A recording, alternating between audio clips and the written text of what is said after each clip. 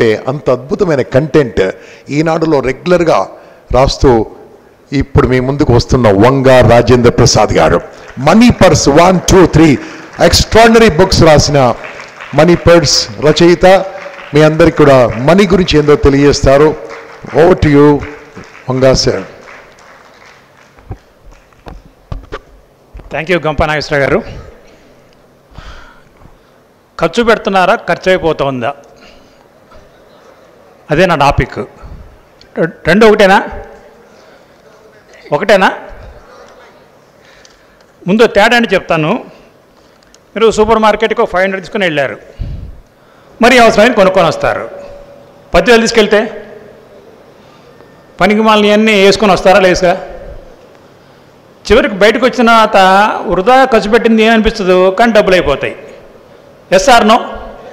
అది ఖర్చు అయిపోవడం అంటే అది. అనే మనం ఖర్చు పెట్టేది అంటే ఏట్లో పారేసినప్పుడు కూడా ఎంచి పారేయమన్నారు. సో మనం ఖర్చు పెట్టేది కాన్షియస్గా ఖర్చు పెడుతున్నామా, అలా అయిపోతూ ఉందా? నెల చివరికి వచ్చేటప్పటికి మనం ఎంత ఖర్చు పెట్టాం, కాన్షియస్ ఖర్చు పెడుతున్నా లేదా అనేది చెక్ చేసుకోవాలి. రైట్. ఖర్చు పెట్టడం ముఖ్యమా, సంపాదించడం ముఖ్యమా? ఎందులో కిక్ ఎక్కువ ఉంది? ఖర్చు పెట్టడంలో కిక్ ఎక్కువ ఉంది అనేవాళ్ళు కాస్త చెయ్యతని కాస్త, సంపాదించడంలో కిక్ ఎక్కువ ఉందనేవాళ్ళు. Right, very good. చాలా తెలియగలరు కాబట్టి ఇక్కడ దాకా వచ్చారు. ఓకే, ఏ ఏజ్లో స్టార్ట్ చేశారు సంపాదన? 16 ఏళ్లకే సంపాదన మొదలుపెట్టిన వాళ్ళు ఎంతమంది నాకు అసలు చెయ్యొద్దండి. 16 ఇయర్స్కి. సో ఫస్ట్ రోజు చాలామంది ఎత్తారు. Very good. Okay, Kajal Agarwal తెలుసా? ఎవరామె? హీరోయిన్. ఆ అమ్మాయి 16 ఏళ్లకే సంపాదన మొదలుపెట్టింది. ఒకవేళ 16 ఏళ్ళకి సంపాదన మొదలుపెట్టి నెలకు ఒక 10,000 రూపాయలు కాస్త మ్యూచువల్ ఫండ్ లాంటి వాటిలో మీరు ఇన్వెస్ట్ చేస్తే మీరు రిటైర్ అయ్యేమంటే ఏజ్కి 60 ఏళ్ళలో వచ్చేటప్పటికి దాదాపు 18 కోట్లు వస్తాయి మీ దగ్గరికి. 18 కోట్లు. సో అంటే మెసేజ్ ఏంటంటే ఎర్లీగా ఎర్నింగ్ స్టార్ట్ చేయండి, అది ఇంపార్టెంట్. అయితే సంపాదన ఉంటే చాలదు, దాన్ని జాగ్రత్త ఖర్చు పెట్టాలి, కొంత మిగల్చాలి. Yes or no? అసలు ఇన్కమ్ అంటే ఏంటి? ఇన్కమింగ్ లోపలికి వస్తేనే ఖర్చు మిగిలినట్టు, ఇన్కమ్ అన్నట్టు. మిగులు అనేది లేకపోతే అంతా దిగలే మిగులుతుంది చివరికి వచ్చేటప్పటికి. Yes or no? సో మనం సంపాదన మొదలుపెట్టాలి, తర్వాత ఖర్చు పెట్టడం ఎట్లా కూడా తెలియాలి. అది తెలియాలంటే మనకి కాన్షియస్గా ఎఫర్ట్స్ పెట్టాలి. ఓకే, మనం మన ఖర్చు పెట్టడం అసలు మంచిదేనా? Yes or no? ఖర్చు పెట్టడం మంచిది. ఎందుకంటే ఒక కుంటలో నీళ్లు ఉంటాయి, ఒక చిన్న చెరువులో నీళ్లు ఉన్నాయి. ఆ నీళ్లు మంచివా, నదిలో పారే నీళ్లు మంచివా? ఎస్. సో డబ్బు విషయంలో కూడా పారుతూ ఉండాలి. అంటే మన చేతిలోకి వచ్చిన డబ్బు మనం బీరువాలోని అట్లా మూలిగి ముక్కిపోకూడదు. మన దగ్గరకు వచ్చిన డబ్బు ఖర్చు రూపంలో బయటికి వెళ్ళాలి, మళ్ళీ లోపల రావాలి, బయటికి వెళ్తూ ఉండాలి, సర్క్యులేషన్ ఉండాలి. అప్పుడే మన హెల్త్ బాగుంటుంది, మన ఆరోగ్యం, మన ఫైనాన్షియల్ హెల్త్ కూడా బాగుంటుంది. ఖర్చు పెట్టడం అనేది చాలా అవసరం. అయితే ఖర్చు పెట్టడంలో చాలా జాగ్రత్త కావాలి. మన ఈ మధ్యన బ్యాంక్లో ఒక రిటైర్మెంట్ అయ్యాడు ఒక ఆఫీసరు. రిటైర్మెంట్కి 20 లక్షలు వచ్చింది, రిటైర్మెంట్ ప్రావిడెంట్ ఫండ్ అవన్నీ. అలా అమ్మాయి పెళ్ళికి ఒక్క రోజులో 20 లక్షలు ఖర్చు పెట్టాడు. అంటే దాదాపు 35 ఏళ్ల సంపాదన ఒక్క రోజులో 20 లక్షలు ఖర్చు పెట్టాడు. సో అది సబబా కాదా మీరే ఆలోచించుకోండి. అంబానీ ఆయన ఆస్తిలో 1% కూడా ఖర్చు పెట్టాలి వాళ్ళ అమ్మాయి పెళ్ళికి. కానీ మా బ్యాంక్ ఆఫీసరు ఆయన ఆస్తులు దాదాపు 20% ఒకరోజు పెళ్ళి ఖర్చు పెట్టాడు. అంటే మనకు తెలియాలి మనం దేనికోసం ఖర్చు పెడుతున్నాం. అంటే ఆనందం, ముచ్చట అన్నీ మంచిదే. మీరు సంపాదించండి, మీరు కోట్లు సంపాదించండి. మనకి ఏది అవసరమో మనం గుర్తుపెట్టుకోండి. మీరు ఈ నెల మాత్రమే సుఖంగా ఉండాలనుకుంటే మొత్తం ఈ నెల ఖర్చు పెట్టేయండి. రేపు కూడా సుఖంగా ఉండాలంటే పొదుపు చేయక తప్పదు. Yes or no? మనం 100 మీటర్స్ పరుగు పందెంలో పాల్గొన్నాం అనుకోండి, ఫాస్ట్గా వెళ్ళొచ్చు.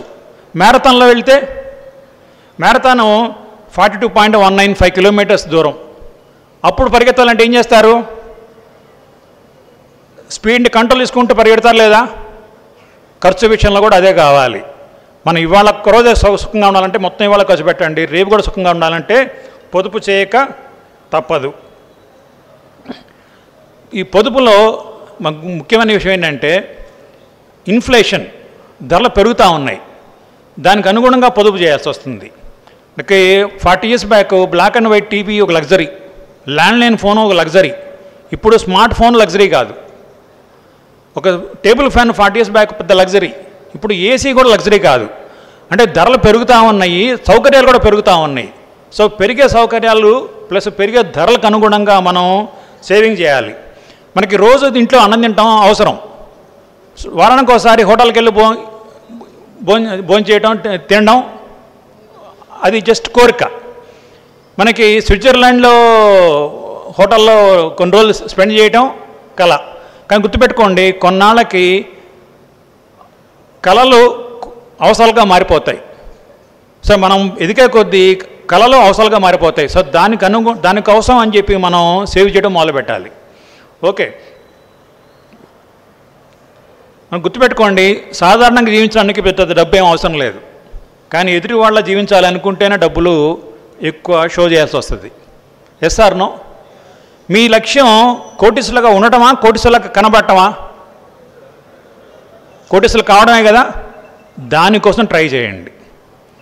మీరు గమనించే ఉంటారు, 15 ఏళ్ళ కుర్రాడు, మీసాలు అప్పుడప్పుడే వస్తున్న కుర్రాడు తనకు మీసాలు వచ్చినట్టుగా, తను పెద్దవాడవుతున్నట్టుగా ఫీల్ అయిపోయి పెద్దవాళ్ళలాగా బిహేవ్ చేయడం మొదలు పెడతాడు. 60 ఏళ్ళ ముసలాడు కాదు, 60 ఏళ్ళ వ్యక్తి అని చెప్పాలి, ఎందుకంటే మాట మార్చుకోవాలి. ఇప్పుడు 60 ఏళ్ళ వృద్ధాప్యం కాదు, 70-80 years దాటితే కానీ వృద్ధాప్యాలు కొంచెం వచ్చినట్టు లెక్క. కానీ 60 ఏళ్ళు వచ్చిన వాడు తలక రంగు వేసుకొని తను యంగ్లా కనపడడానికి షో చేసుకుంటాడు. Yes or no? So right, okay, senior citizen. కానీ ఎందుకు చెప్తానంటే, వయసు తక్కువ ఉన్న పిల్లాడు తాను ఎక్కువ వయసు ఉన్నవాళ్ళ కనపడటానికి షో చేసుకుంటాడు, ప్రయత్నిస్తూ ఉంటాడు. వయసు ఎక్కువ ఉన్న వాళ్ళు కుర్రాళ్ళ కనపడటానికి షో చేస్తుంటాడు. డబ్బు విషయంలో కూడా అదే జరుగుతూ ఉంది. పేదవాళ్ళు చాలామంది తాము ధనవంతులని చూపించుకోవడం కోసం తమ తాహతకు మించి ఖర్చు పెడతా ఉన్నారు. అదే ధనవంతులైన వాళ్ళు సింపుల్ లివింగ్ తోటి చాలా ప్లాన్డ్గా, క్యాలిక్యులేటెడ్గా ఖర్చు పెడతా ఉన్నారు. సో మనం ఏ స్టేజ్లో ఉండాలి, ఎవరు నిర్ణయించాలి? మనమే నిర్ణయించుకోవాలి. గుర్తుపెట్టుకోండి, పొదుపు అనేది ఒక రైలు ప్రయాణం లాంటిది. నేను వెస్ట్మారెడ్డిపల్లి సికింద్రాబాద్లో ఉంటా, నేను ట్రైన్ ఎక్కాలనుకోండి, ఒక క్యాబ్ బుక్ చేసుకోవాలి, రైల్వే స్టేషన్కి వెళ్ళాలి, నా భోగి ఎక్కడ ఉందో చూసుకొని ట్రైన్ ఎక్కాలి అని వెళ్ళేంత, ట్రైన్ ఎక్కేంత వరకే నా ప్రయత్నం. ఒక్కసారి ట్రైన్ ఎక్కి కూర్చుంటే నేనేం చేయక్కర్లా, ఆటోమేటిక్గా నా డెస్టినేషన్ చేరిపోతాను నేను. పొదుపు కూడా అంతే ఉండాలి. పొదుపు అనేది ఒక మానసిక నిర్ణయం అండి. ఫర్ ఎగ్జాంపుల్, నాకు కొడుకో కూతురు పుట్టిందనుకోండి, అమ్మాయిని చూడగానే అబ్బాయిని చూడగానే వీటి కోసం నేను నా ఫ్యూచర్ కోసం సేవ్ చేయడం మొదలు పెట్టాలి, మంచి సంపాదించాలి అనేది మానసిక నిర్ణయం. పొదుపు అనేది ఇప్పుడు మానసిక నిర్ణయమే. కానీ ఒక మానసిక నిర్ణయం కొన్ని రోజుల తర్వాత మాయమైపోతూ ఉంటుంది, ఎందుకంటే కొత్త కొత్త కోరికలు పుట్టుకొస్తూ ఉంటాయి. అందుకని పొదుపు మానసిక నిర్ణయం, కానీ పొదుపు నిర్ణయం మానసికం. కానీ పొదుపు అనేది యాంత్రికంగా కావాలి. అంటే మనకు తెలియకుండానే పొదుపు చేస్తూ ఉండాలి. దానికి బెస్ట్ మార్గం ఏంటంటే, మీ సేవింగ్ అకౌంట్కి స్టాండింగ్ ఇన్స్ట్రక్షన్స్ రాసిచ్చేయండి. రికరింగ్ డిపాజిట్ అని, తర్వాత మ్యూచువల్ ఫండ్స్లో సిప్ అని, ఇట్లాంటి వాటికి స్టాండింగ్ ఇన్స్ట్రక్షన్ రాసిస్తే ఆటోమేటిక్గా ప్రతి నెల మీ ఆదాయం ఖాతా నుండి కొంత అమౌంట్ పొదుపుకి మళ్లింపబడుతుంది. అది బెస్ట్ మార్గం అండి. ఎందుకంటే మనకి తెలియకుండానే ఆ మార్గంలో వెళ్ళిపోతే ఓవర్ ఏ పీరియడ్ మీకు పెద్ద అమౌంట్ రెడీగా ఉంటుంది.